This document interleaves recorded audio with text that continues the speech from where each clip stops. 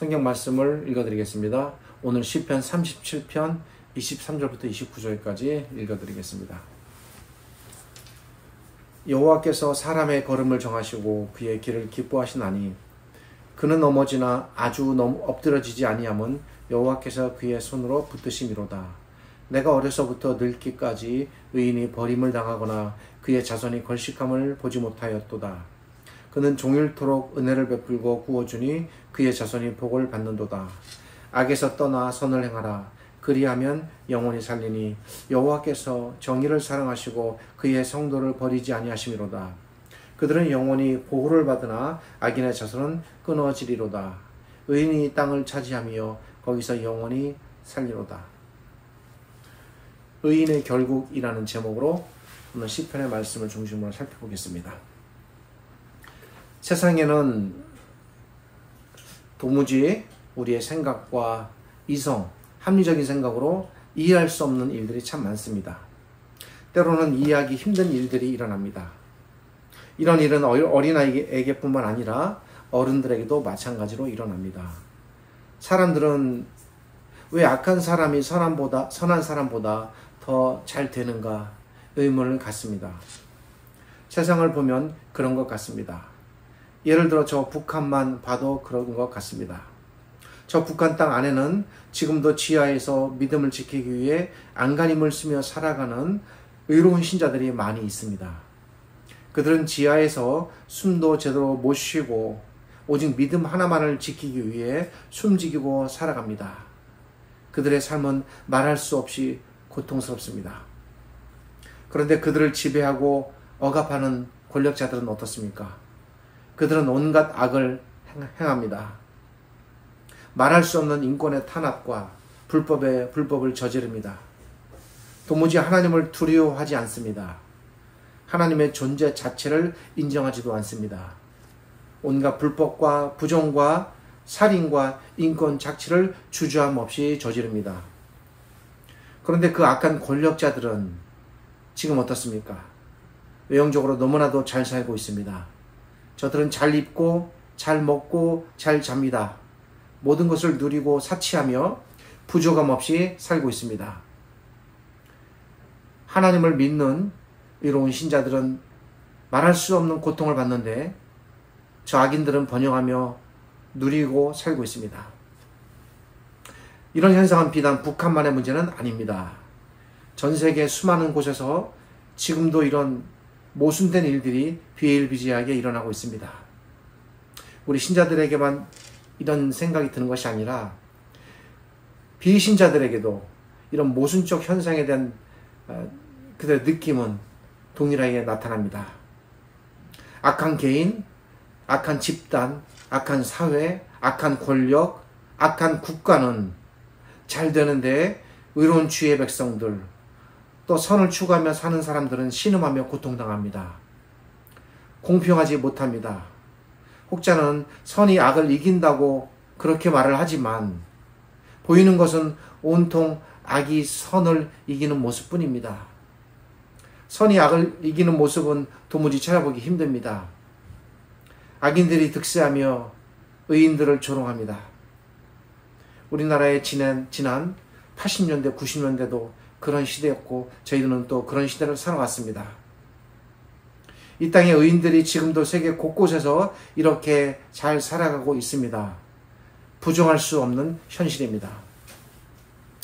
자, 악인들은 이렇게 불법을 행하고 있음에도 불구하고 잘 삽니다. 악인들은 시간이 갈수록 오히려 더 번창하는 것 같습니다. 의인들의 자녀보다 악인들의 자녀가 더 잘 됩니다.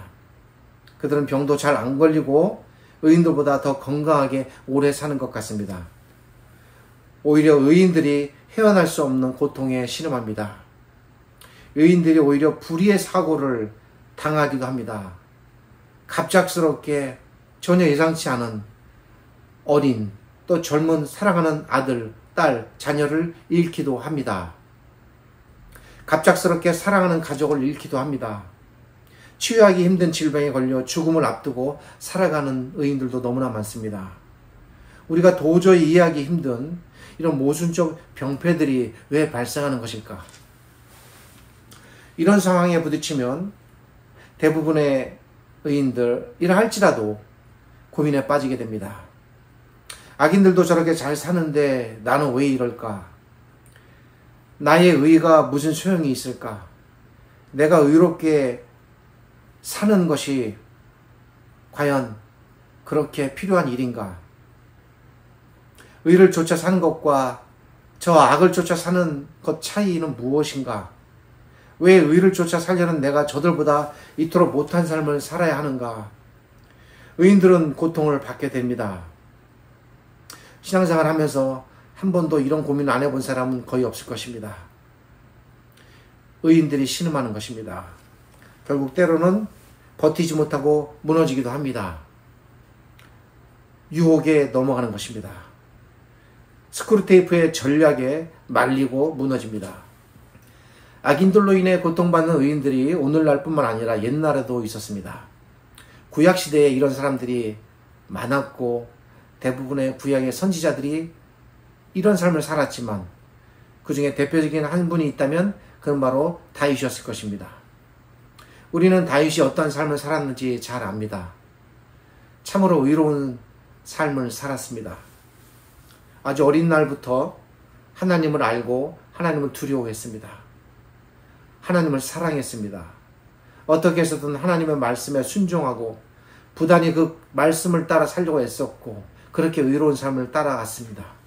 그러나 그럼에도 불구하고 그의 삶은 어떠했습니까? 그렇게 하나님만을 부여잡고 매달렸지만 젊은 날의 삶은 사울에게 반역자란 누명을 뒤집어쓰고 오랜 세월 도망자의 삶을 살아야 했습니다. 집과 부모를 떠나 사랑하는 가족과 이별해야 했고 사랑하는 친구 요나단과도 죽음으로 이별해야 했습니다. 때로는 먹지 못하고 추위에 떨며 지내야 했습니다. 비를 피할 집조차 없이 그렇게 방황해야 했습니다. 우리가 알듯이 나발과 같은 존재에게 치명적인 모욕을 당하기도 했습니다. 때로는 적의 나라에 들어가 자기의 모습을 감춘 채 미친 채 광인으로 사는 때도 있었습니다. 늘 쫓기고 굶주리며 죽음을 눈앞에 둔 채 언제 목숨을 잃을지 몰라 늘 불안함 속에 지내야 했습니다. 왕이 되었다고 해서 그러한 그의 삶이 끝난 것이 아니었습니다. 사랑하는 어린 아들의 죽음을 보아야 했고 사랑하는 아들 압살롬을 먼저 보내야 했고 평생을 믿고 신임했던 부하 요압의 반역을 겪어야 했습니다. 그리고 수많은 백성들, 신하들이 그를 떠났습니다. 궁궐을 떠나 피난을 다니고 또다시 방랑의 시간을 보내야 하기도 했습니다. 하나님의 법을 쫓아 그렇게 수많은 위대한 시편들을 지으며 하나님만을 전적으로 부여잡고 살아갔지만 그런 다윗이었지만 그러나 그럼에도 불구하고 그가 당한 삶의 고통의 무게는 우리들 같으면 도무지 감당할 수 없는 엄청난 무게였습니다. 그래서 다윗도 많은 고민에 빠지고 때로는 이 모순된 삶 때문에 힘들어하기도 했었습니다.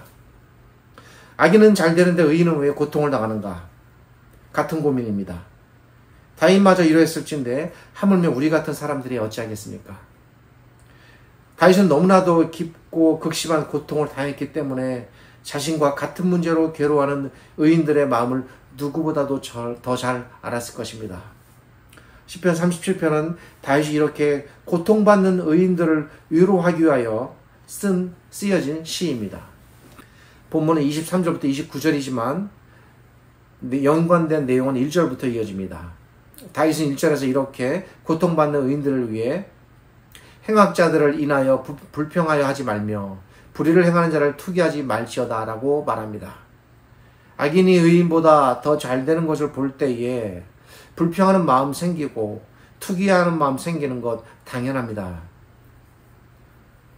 다윗도 그러했기 때문입니다. 그도 한때 신음하며 악인들의 번창으로 인하여 괴로워했습니다. 그런 다윗의 신음과 고통이 다른 시들 안에는 많이 나타납니다. 그러나 오늘은 제가 그런 시를 소개하는 것이 아니라 이 37편을 소개합니다. 이 시에서는 그럼에도 불구하고 다윗의 다른 모습이 보여집니다. 여기서는 다윗이 그런 마음이 들지라도 불평하거나 투기하지 말라고 말합니다. 말은 쉽지만 사실 힘든 일입니다. 그러나 왜 그래야만 할까? 과연 어떻게 이럴 수 있는가? 어찌 악인의 잘됨으로 인해 신음하지 않으며 고통받지 않을 수 있는가? 좀 더 구체적으로 말씀드리면 나를 모해하고 나를 힘들게 하고 나를 속이고 나를 해롭게 한 사람이 오히려 더 잘 되고 잘 살고 번창한다면 여러분 그 고통 감당할 수 있겠습니까? 악인의 잘됨을 보고 다윗은 어떻게 이렇게 말할 수 있었을까? 사실 다른 시들을 보면 다윗이 그런 악인들을 향하여 저주하고 하나님의 심판을 구하고 그들을 향하여 정말 입에 담을 수 없을 정도로 치열하게 저주하는 그런 다윗의 고백도 많이 있습니다. 그러나 그럼에도 불구하고 오늘 이 시에서는 또 더 다른 모습으로 말합니다. 과연 다윗은 초탈한 인간인가? 다윗이 이리 말할 수 있었던 이유는 과연 무엇일까? 그것은 다윗이 악인의 잘됨을 볼 때에 자, 그 잘됨이 어떤 것인가? 그 잘됨의 현상이나 그 잘됨의 표면을 보는 것이 아니라 그 잘됨 속에 감추어져 있는 그 잘됨의 본질이 무엇인가를 그가 볼 수 있었기 때문입니다. 그리고 그것 때문에 그 잘됨이 결국 어떤 방향으로 나아갈 것인가를 다윗이 볼 수 있었습니다. 그랬기 때문에 이제 거기에 대해서 이런 평을 할 수 있는 겁니다. 겉으로는 악인의 잘됨이 당장에는 잘 되는 것처럼 보이고 악인의 그 잘됨이 영원히 시들지 않을 것 같고 영원할 것처럼 보이지만 예를 들자면 북한의 저 정권이 천년만년 이어질 것 같이 보이지만 도무지 좋은 세상은 올 것 같지 않지만 다윗에게는 그렇지 않다는 것입니다. 우리에게도 그런 암울한 역사와 시절들이 있었습니다. 그러나 그 시절이 영원하지 않습니다. 다윗에게는 악인의 잘됨의 본질이 무엇인지 그 악인의 잘됨 안에 감추어져 있는 그 잘됨의 실체가 무엇인지 그가 그 본질을 볼 수 있었습니다. 다윗은 악인의 잘됨이 대단한 것처럼 보이지만 그 실상은 본질은 보잘것없는 것이라는 걸 아는 겁니다. 이에 다윗이 13절에서 이렇게 말합니다. 주께서 저를 비웃으시리니 그 날의 이름을 보심이로다. 그 날의 이름을 본다는 것은 반드시 망할 때가 있고 결국이 있다는 것입니다. 여기서 말하는 악인이란 결론적으로 말씀을 먼저 드리고 그 왜 그런지를 제가 설명을 드릴 것인데 여기서 말하는 악인이란 결론을 먼저 말씀드리면 하나님이 없는 사람입니다. 우리는 악인이라고 하면 악을 자행하는 사람, 악을 서슴지 않는 사람, 악한 말을 하고 악한 행동을 하고 악을 계획하고 거짓을 말하고 남을 해롭게 하는 악한 행동의 사람을 생각합니다. 악을 두려워하지 않고 행하는 포악한 사람을 떠올릴 수 있습니다. 그러나 성경이 말하는 이 악인에 대한 정의, 이 개념은 훨씬 더 포괄적이고 본질적인 관점에서 접근합니다. 성경이 말하는 악인이란 궁극적으로 그 본질은 하나님이 없는 상태를 지적합니다. 하나님이 존재하지 않는 상태에서 살아가는 모든 삶과 그 삶의 중심에 있는 모든 사람들이 성경에서 볼 때는 전부 악인들입니다. 자, 그렇게 본다면 어떤 논리가 성립하냐면 아무리 선을 많이 행하고 아무리 사회적으로 존경받고 도덕적으로 훌륭하다 할지라도 실제로 그런 분들도 많이 있습니다. 그들 탓하진 않습니다. 그러나 그럼에도 불구하고 그 안에 하나님이 실제하지 않는다면 하나님이 부정되고 무시된다면 그런 삶일지라도 악인의 삶이고 악인입니다. 자, 그러므로 하나님을 인정하지 않는 모든 사람, 하나님을 떠난 모든 사람, 하나님을 부정하는 모든 사람, 그 안에 하나님이 실제하지 않는 모든 사람은 성경의 관점, 즉 하나님의 관점에서 보실 때 모두 전적으로 악인입니다. 그러기에 즉 하나님을 떠난 모든 사람이 악인이기에 그들의 삶이 어떠했든지 삶과는 무관하게, 또 그들의 선행이 어떠했든지 얼마나 큰지와 무관하게, 또 그런 분들도 있습니다. 신자가 아니고 또 불자임에도 불구하고 훨씬 더 도덕적으로 완성된 삶을 사는 분들도 있어요. 물론 존경받아야 되고 존경해야 될 사람이면 맞습니다. 그러나 그렇게 공로와 사회적 기여가 대단했든지 등등과 상관없이 그들은 모두 악인입니다. 이게 하나님의 관점입니다. 그들은 모두 악인이기에 결국에는 악인을 향한 하나님의 심판, 그 칼날을 피할 수 없는 겁니다. 이것이 악인에 대한 명백한 성경의 입장이며 곧 하나님의 입장이고, 이것이 오늘 다윗이 말하는 악인에 대한 규정의 바닥에 깔리는 사상입니다. 여기서부터 출발됩니다. 그렇다면 성경이 악인을 이렇게 규정하는 이유가 무엇일까? 그것은 그 사람 안에, 앞에서 말씀드렸습니다만, 하나님이 부정되고 존재하지 않기에, 그러면 무엇이 존재되고 무엇이 인정될까? 하나님이 부정되고 하나님이 존재하지 않는다면 그 자리에 들어오는 것은 무엇일까? 그건 오로지 자기 자신입니다. 그러니까 자기 자신에만 의지하여 살아가는 현상으로 나타날 수밖에 없습니다. 그러므로 악인의 본질적 특징은 악한 행동이나 악한 모습에 있는 것이 아닙니다. 그 본질은 하나님의 임재나 존재가 없기 때문에 자기 힘에 의지하여 살아가려는 것에 그 본질이 있습니다. 이것이 성경이 말하는 악의 본질이고 악의 특징입니다. 그러니까 자기를 의지하여 살려는 모든 것이 하나님께서 보실 때는 너무나도 심각한 악입니다. 악이라는 거죠. 그러기에 좀 더 깊이 추적하여 들어간다면 성경이 말하는 악인이란 자기 힘에 의지하여 살아가려는 사람이 되겠습니다. 왜 그렇습니까?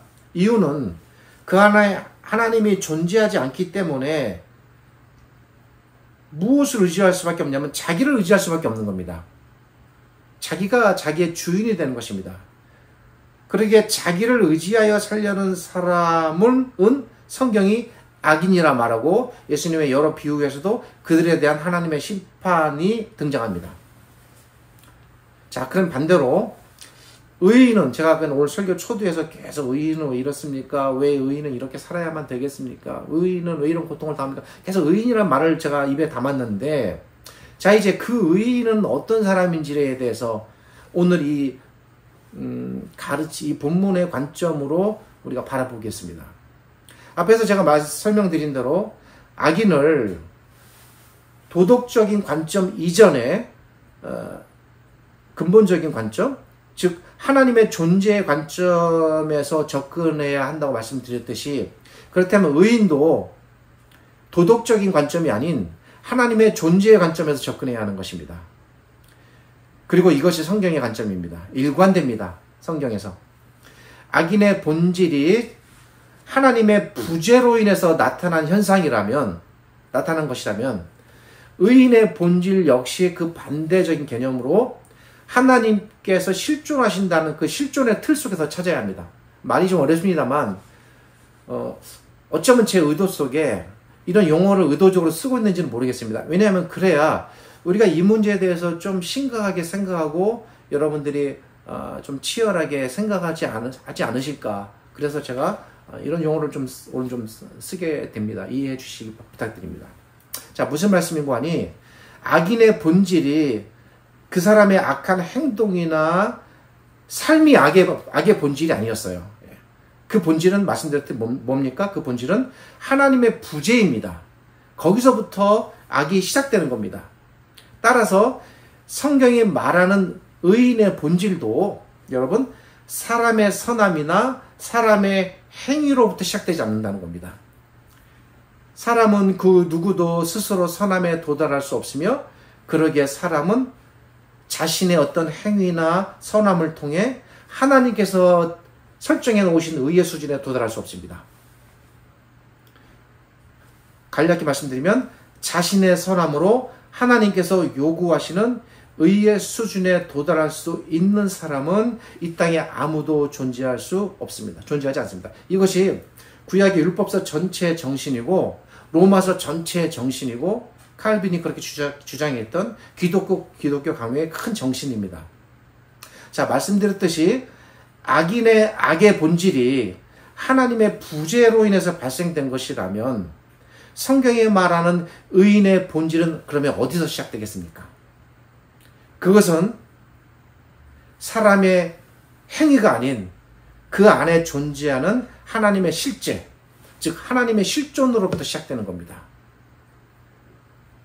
그러기에 하나님이 존재하지 않는 것이 악의 본질이었듯 사람 안에 하나님께서 실존하신다면 그 사람 속에 하나님께서 인정되고 하나님께서 존재하신다면 그는 곧 성경이 바라보는 관점에서, 즉 하나님께서 보시는 관점에서 의인이 되는 겁니다. 이것이 성경이 말하는 의의 본질입니다. 이 부분을 오늘 본문 안에서 놓치시면 안 됩니다. 이런 의인에게 한 가지 두드러진 특징이 나타납니다. 아까도 제가 악의 본질에 대해서 말하고 그런 악인의 특징에 대해서 말씀드렸죠. 이런 의인에게도 의의 본질이 하나님의 임재라면 그 임재가 갖는 의인의 특성이 나타나는 겁니다. 그것은 곧 아까 악인의 특성은 뭐였습니까? 하나님의 임재가 없으니까 자기를 의지한다 그랬습니다. 그렇다면 의인의 본질은 하나님의 임재라고 했으니 의인의 특성은 뭐겠습니까? 자기를 의지하는 것이 아니라 하나님을 의지하는 것으로 나타나는 겁니다. 이게 의인의 특성입니다. 악인의 본질이 하나님의 부재 때문에 자신만을 의지하여 살려는 것에 있었듯 정반대로 의인의 본질은 그 본질이 하나님의 실존이고 존재이시기에 그 삶의 특징은 전적으로 하나님께 의지하여 그 삶이 나아가는 방향으로 나타날 수밖에 없다는 겁니다. 네? 아시겠습니까? 그러니까 내가 하나님만을 전적으로 의지의 대상으로 살아간다면 그게 바로 의의 특성입니다. 여러분 안에서 나타나는. 정리하여 말씀드린다면 성경이 말하는 의인이란 그의 삶이 훌륭하고 도덕적으로 완성도가 높은 사람이라서가 아니라 그 안에 하나님께서 실존하시기에 그가 하나님만을 의지의 대상으로 살아갈 수밖에 없는 그런 사람이 의인이 되는 겁니다. 그리고 나아가서 이렇게 하나님을 의지의 대상으로 사는 사람은 결국에는 그의 삶이 도덕성이 낮을 수가 없습니다. 저는 적어도 그런 분명한 생각을 갖고 있고 또 그렇게 살아가려고 합니다. 그 삶의 의의 품성이 나타나지 않을 수가 없습니다. 왜냐하면 악의 본질이 하나님의 부재 때문이었고 그래서 그 부재가 일으키는 현상은 악한 삶으로 나타났듯 의인의 본질은 그 반대로 그 본질이 하나님의 존재하심에 있기 때문에 의인의 삶은 거룩하고 의롭고 악에 반대되는 현상이죠. 순결하고 도덕적으로도 탁월한 삶으로 궁극적으로는 나타날 수밖에 없다는 것이 제가 갖고 있는 생각이고 또 제가 분명히 받아들이는 성경의 가르침이라고 저는 생각합니다. 그리고 반드시 이런 삶으로 나타나야 합니다. 그러니까 결론을 말씀드리면 의인이면 의인답게 살아야 된다는 거고 살라는 것입니다. 자, 그렇다면 이러한 의인을 하나님께서는 어찌 대하실까? 이에 대한 다윗의 답변을 들어보겠습니다. 이에 대한 다윗의 답변이 23절에 나타납니다. 23절은 이렇게 말합니다. 여호와께서 사람의 걸음을 정하시고 그 길을 기뻐하시나니 저는 넘어지나 아주 엎드러지지 아니함은 여호와께서 손으로 붙드심이로다 라고 말합니다. 지금까지는 악인과 의인의 그 성경이 말하는 그 본질의 개념과 그걸 어떻게 살아도 성경의 가르침을 따라서 제가 설명을 하느라고 저도 조금 힘들었고 여러분도 어쩌면 이해하시면서 따라오시는 게 어려우셨을지 모르겠습니다만 이제부터는 좀 더 이제 쉽게 내용이 전개됩니다. 이 말씀은 의를 따르는 사람, 즉 하나님이 존재하는 사람, 그 안에 하나님이 실제하는 사람, 그래서 하나님만을 나타나는 현상이 뭐라 그랬습니까? 하나님만을 의지의 대상으로 삼을 수밖에 없다 그랬습니다. 그런 의인에게 주시는 하나님의 말로 다 표현할 수 없는 위로와 소망의 말씀이 바로 이 23절입니다. 그러니까 다윗이 이 경지에 도달한 겁니다. 어쩌면 다른 시들을 쓸 때는 악인에 대한 한없는 고통과 좌절과 아픔 속에 썼을지 모르겠습니다만 이 시를 쓸 때는 그 본질을 다 이해한 겁니다.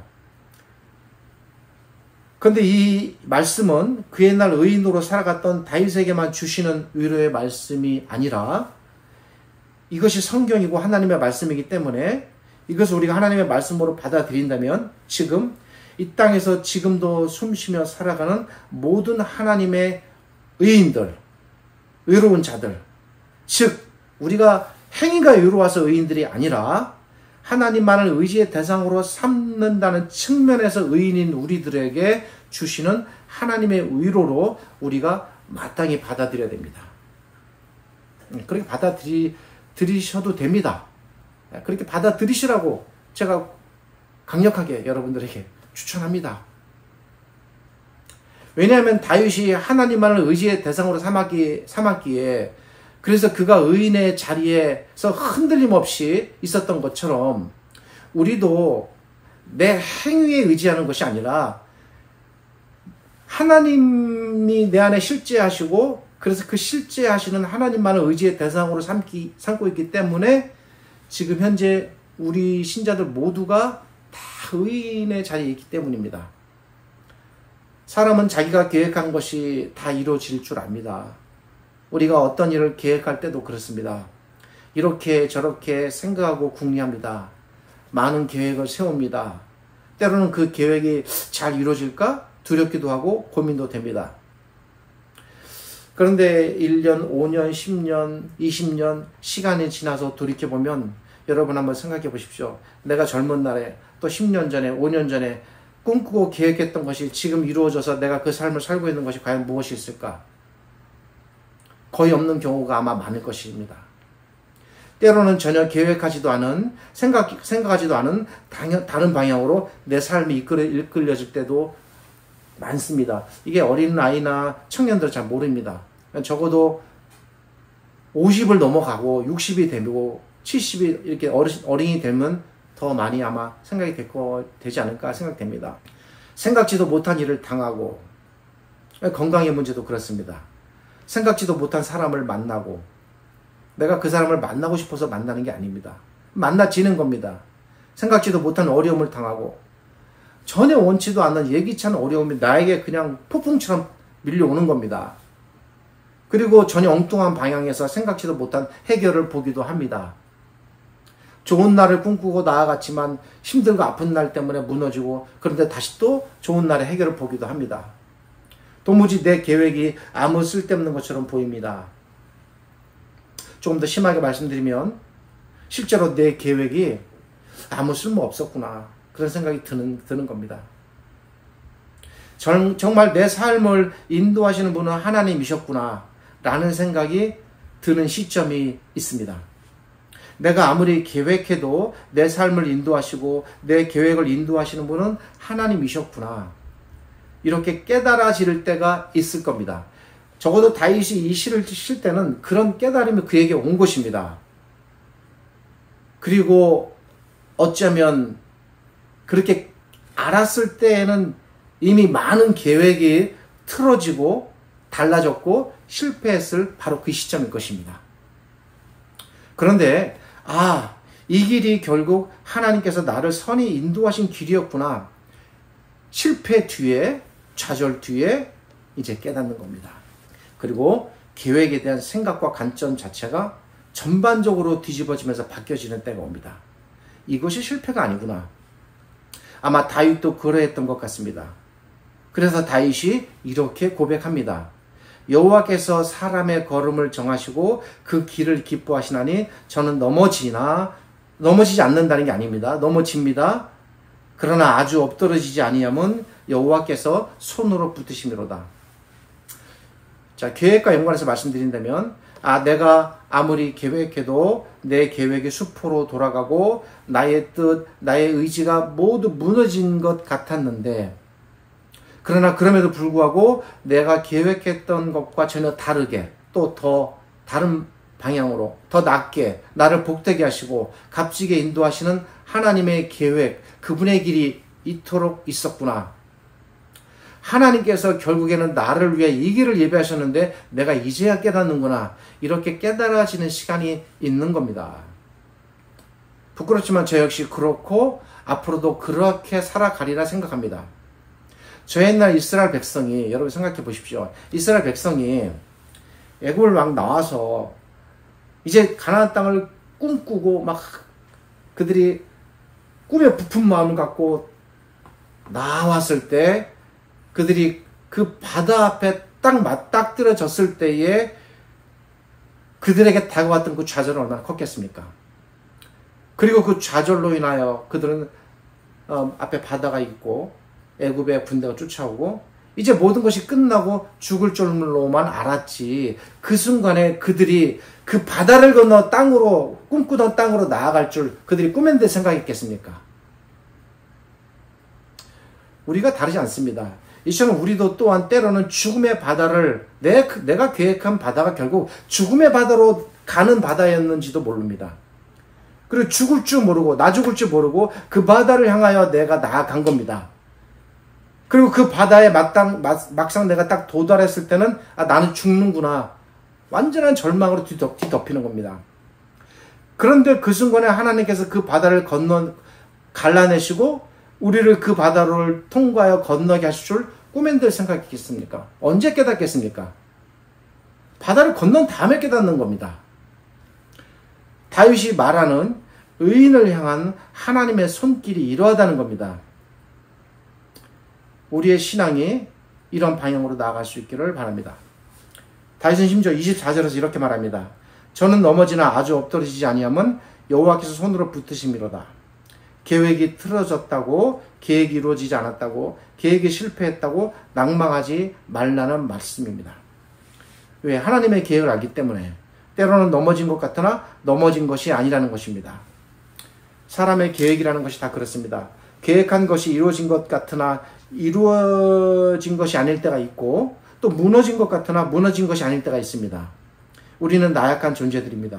우리가 계획을 세우지만 그 계획이 어떻게 될지는 모릅니다. 그러기에 계획은 세울지라도 계획을 이루시고 안 이루시고는 전적으로 하나님께 달려있다는 사실을 받아들일 수밖에 없습니다. 이렇게 받아들인다면 우리에게 사실 실패한 계획이라는 것은 존재하지 않습니다.